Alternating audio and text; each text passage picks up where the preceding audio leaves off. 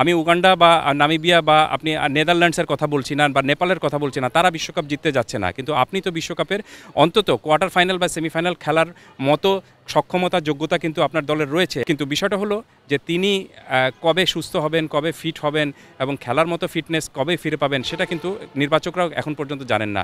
তো এরকম অনিশ্চিত পরিস্থিতিতে একজনকে ভাইস ক্যাপ্টেন করাটাও কতখানি যুক্তিপূর্ণ হয়েছে, এক নাম্বার টু হলো যে তাকে দলে রাখাটা এখন দলের জন্য কতখানি ঝুঁকিপূর্ণ বিষয় হবে সেটাও একটা দেখার বিষয়। দেখুন, এই বিষয়ের সবচেয়ে ভালো উত্তরটা দিয়েছেন কিন্তু অধিনায়ক নিজেই। তিনি বলেছেন যে দলটাকে নিয়ে বেশি প্রত্যাশা না করতে এবং বেশি যেন আশার ঘুড়ি না ওড়াতে। এটার সাথে আমি কিন্তু একমত না, তেমন কোনো চমক নেই দলে। আমরা সাধারণত যাদেরকে নিয়ে চিন্তা করছিলাম যে তারা দলে থাকতে পারবেন, সেই দলটাই কিন্তু নির্বাচকরা দিয়েছেন। একটু অবাক করার বিষয় শুধু একজনের নামটাই এসেছে, তাসকিন আহমেদ। আমরা জানতাম যে তাসকিন আহমেদ এই দলের গ্যারান্টেড খেলোয়াড়, কিন্তু কিছুদিন আগে তিনি ইনজুরিতে পড়েছিলেন এবং তার এই ইনজুরি থেকে তিনি কখন ফিরে ফিট হবেন এবং কখন তিনি বিশ্বকাপের মতো আসরে কোনো ম্যাচ খেলতে পারবেন সেটা কিন্তু নির্বাচকরা এখন পর্যন্ত জানেন না, কিন্তু তাকে দলে রাখা হয়েছে। এক অর্থে আমার কাছে মনে হয়েছে যে তাসকিন আহমেদকে তারা দলে রাখতে বাধ্য হয়েছেন। তার অন্যতম কারণটা হলো ক্রিকেট বোর্ড তাকে এই বিশ্বকাপের জন্য ভাইস ক্যাপ্টেন হিসাবে ঘোষণা করেছে। ভাইস ক্যাপ্টেন এবং ক্যাপ্টেন কিন্তু আপনার অবভিয়াস চয়েস, এখানে আপনি কিছু করতে পারবেন না, যে তাদেরকে দলে রেখেই কিন্তু আপনাকে দল গঠন করতে হবে।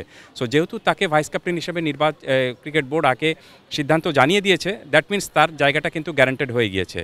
কিন্তু বিষয়টা হলো যে তিনি কবে সুস্থ হবেন, কবে ফিট হবেন এবং খেলার মতো ফিটনেস কবে ফিরে পাবেন সেটা কিন্তু নির্বাচকরাও এখন পর্যন্ত জানেন না। তো এরকম অনিশ্চিত পরিস্থিতিতে একজনকে ভাইস ক্যাপ্টেন করাটাও কতখানি যুক্তিপূর্ণ হয়েছে, এক নাম্বার টু হলো যে তাকে দলে রাখাটা এখন দলের জন্য কতখানি ঝুঁকিপূর্ণ বিষয় হবে সেটাও একটা দেখার বিষয়। কারণ তিনি দলের মূল স্কোয়াডের সঙ্গে যাচ্ছেন এবং তাকে রেখেই কিন্তু আপনি প্ল্যানটা করেছেন। তো সেই ব্যাখ্যায় নির্বাচকরা একটা জানিয়েছেন, সেটা হলো যে 25 মে পর্যন্ত এই দলের পরিমার্জন করা যেতে পারে এবং তারপরেও বিশ্বকাপ যখন শুরু হবে তখনও যদি তিনি ফিটনেস না পান বা ইনজুরি থেকে উঠতে না পারেন, তখনও কিন্তু খেলোয়াড় রিপ্লেসমেন্ট করার একটা বিষয়টা রয়েছে। খুব সম্ভবত এই লজিককেই তারা তাসকিন আহমেদকে দলে রেখেছেন। ওয়ালটন ফ্রিজ কিনে অনেকের মতো আপনিও হয়ে যেতে পারেন মিলেনিয়াল, সেরা পণ্যের সেরা অফার। তরুণ সাকিব কিন্তু এগিয়েছিলেন মোহাম্মদ সাইফুদ্দিনের চেয়ে, বাট তারপরে আমার কাছে মনে হচ্ছে যে সাইফুদ্দিনের এই জায়গাটা যদি নির্বাচকরা আরেকজন পেস বোলার বাড়তি রাখতে পারতেন, তাহলে সাইফুদ্দিনের এই জায়গাটা অবশ্যই আমার কাছে মনে হচ্ছে যে একটা অবভিয়াস একটা চয়েস ছিল। কিন্তু আমি একটু অবাক হয়েছি সাইফুদ্দিনেরকে আপনি 15 জনের দলে না রাখাটায়, এবং আরেকটু বেশি অবাক হয়েছি যখন তাকে আপনি রিজার্ভ স্কোয়াডেও রাখেননি বা ট্রাভেলিং পার্টনার হিসেবে কিন্তু তাকে সঙ্গে নিয়ে যেতে পারতেন, কিন্তু ট্রাভেলিং পার্টনার হিসেবে সঙ্গে তাকে না নিয়ে যাচ্ছেন কিন্তু হাসান মাহমুদকে, যে হাসান মাহমুদ কিন্তু আপনার সাম্প্রতিক সময় মানে সর্বশেষ যে সিরিজ ছিল সেই সিরিজে তিনি কিন্তু কোনো ম্যাচই খেলেননি। দেখুন, এই বিষয়ের সবচেয়ে ভালো উত্তরটা দিয়েছেন কিন্তু অধিনায়ক নিজেই। তিনি বলেছেন যে দলটাকে নিয়ে বেশি প্রত্যাশা না করতে এবং বেশি যেন আশার ঘুড়ি না ওড়াতে।